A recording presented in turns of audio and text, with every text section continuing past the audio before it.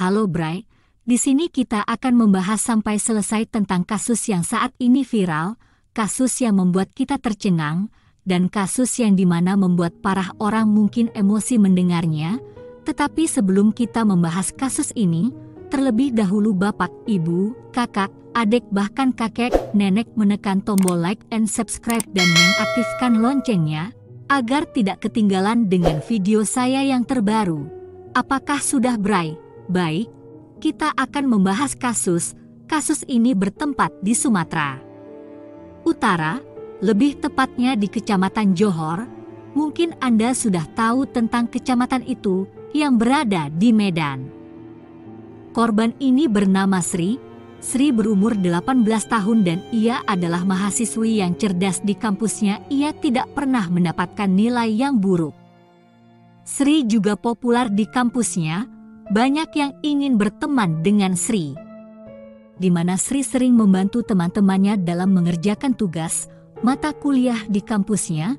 Sri juga menjadi mahasiswi yang dimana Sri membuat bangga baik pihak kampus ataupun dosennya, dikarenakan Sri mendapatkan beasiswa prestasi di kampusnya, dan membuat bangga kedua orang tuanya, dikarenakan di saat pulang dari kampus ia tidak lupa untuk belajar Bray. Gak kayak saya apa-apa lupa hehe. Baik lanjut, Sri juga sering membantu tetangganya. Tetapi Bray, saya meminta maaf karena informasi tentang keluarga dari Sri tidak disebarluaskan. Namun keluarga dari Sri tergolong keluarga yang dikenal oleh tetangganya, dikarenakan Sri dan keluarganya sering berkomunikasi dengannya. Ucap tetangganya mengatakan Sri adalah orang yang baik dan rajin membantu keluarganya, di mana tetangganya senang ketika Sri berbincang dengannya. Ketika Sri mau keluar rumah, ia tidak pernah lupa untuk berpamitan dengan orang tuanya. Oleh karena itu Sri adalah orang yang penurut dan tidak sombong. Banyak yang mengatakan Sri adalah perempuan yang diidam-idamkan oleh banyak orang, ucap tetangga Sri. Sri juga mempunyai sahabat yang bernama Dian. Dian sudah berteman dengan Sri sudah cukup lama.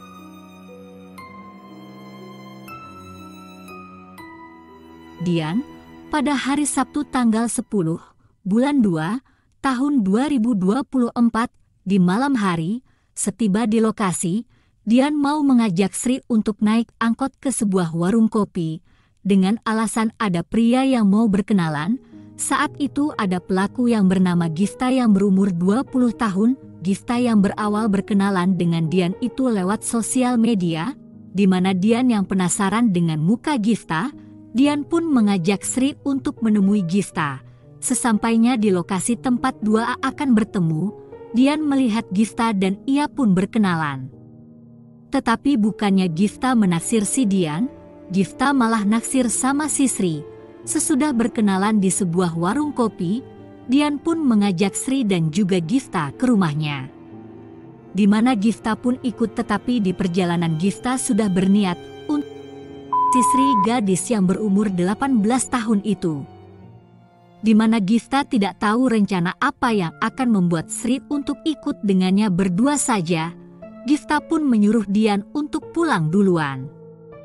Awalnya si Sri menolak, tetapi ketika Gifta mempunyai rencana yaitu mau mengajak Sri untuk makan berdua, Sri awalnya menolak dan mau mengajak Dian, tetapi Dian malah mau pulang sendiri dulu. Gifta pun mengiyakan si Dian. Setelah itu Gifta membujuk si Sri untuk ikut dengannya makan malam di luar. Sri yang awalnya menolak, tetapi setelah dibujuk rayu Sri pun mau makan bersama Gifta. Sekitar pukul 22 malam, keduanya pergi mengendarai motor. Setelah berbincang cukup lama sambil mengendarai motor, Gifta beralasan bahwa ia melupakan uangnya di kos. Gifta pun ke kosnya.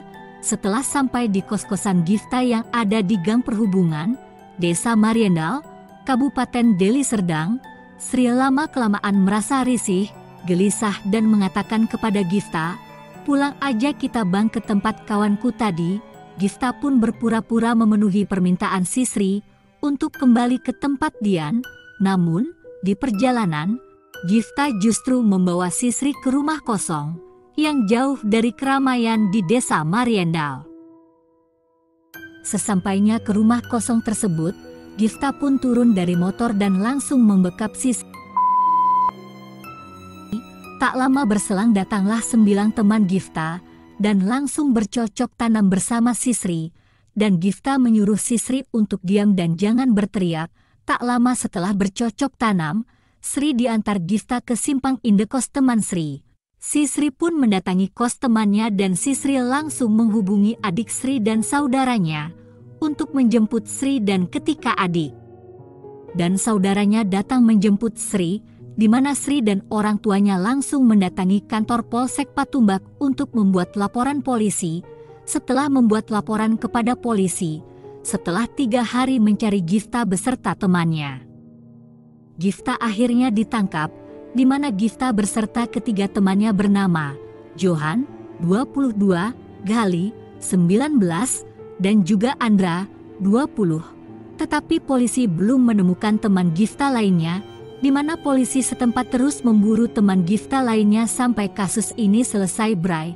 Kasus ini masih ditindaklanjuti oleh polisi setempat, Bray. Sebagai kesimpulan dalam kisah nyata ini, janganlah mudah berteman dengan seseorang. Kita gak tahu apakah seseorang itu baik atau tidak. Pintar-pintarlah dalam memilih kawan, Bray.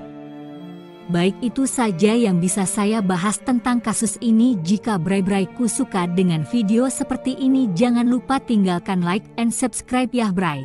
Sampai jumpa di video kasus lainnya.